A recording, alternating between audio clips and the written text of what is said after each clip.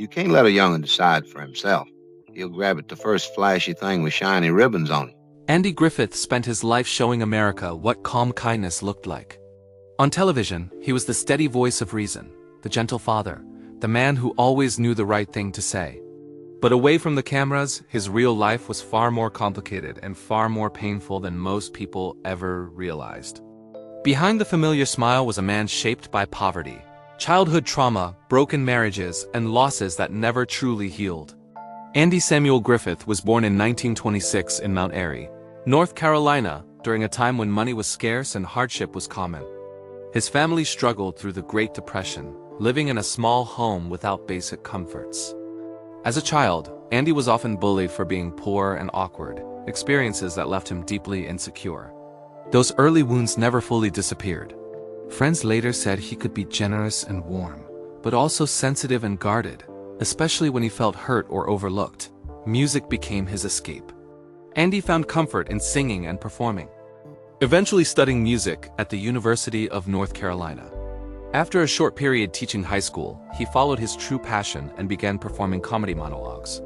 Everything changed in 1953 when his recording What It Was Football became a surprise hit, launching his career and opening doors to Broadway and film. His dramatic role in A Face in the Crowd proved he had serious acting range, even if fame later boxed him into safer roles. Television made him a legend. The Andy Griffith Show turned him into America's favorite father figure, a symbol of simplicity and moral clarity. But while his career soared, his personal life quietly unraveled. At the center of that story was Barbara Bray Edwards, the woman who loved him before fame arrived. They met in college, bonded over music, and married in 1949 when Andy was still unknown. Barbara stood by him through financial struggles, early failures, and the slow climb to success. Fame changed everything. Andy's schedule became overwhelming, privacy disappeared, and emotional distance grew between them. They adopted 2 children, Sam and Dixie, and looked like the perfect family from the outside. Inside their home, the closeness faded. Andy withdrew. Barbara felt increasingly invisible, and after 23 years of marriage, they divorced in 1972. It marked the end of the most grounded relationship of Andy's life. Andy remarried twice, but emotional stability remained elusive.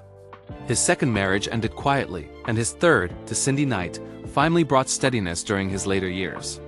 Still, one of the deepest tragedies came from his role as a father. His son Sam struggled for years with addiction and died in 1996 at just 38 years old. The loss devastated Andy and changed him permanently, though he never spoke publicly about the pain.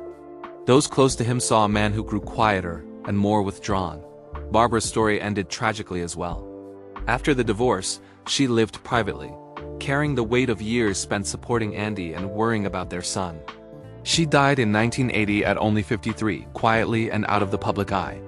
For Andy, losing her meant losing the one person who knew him before the world did. In his final years, Andy's health declined.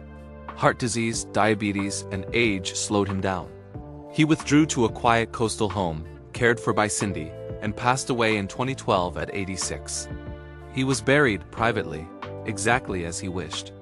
Andy Griffith gave the world comfort and wisdom, but his own life was marked by pain, loss, and resilience. If you value deep stories that go beyond headlines and reveal the truth behind Hollywood legends, subscribe to Hollywood Bulletin and press the bell icon so you never miss what history tried to hide.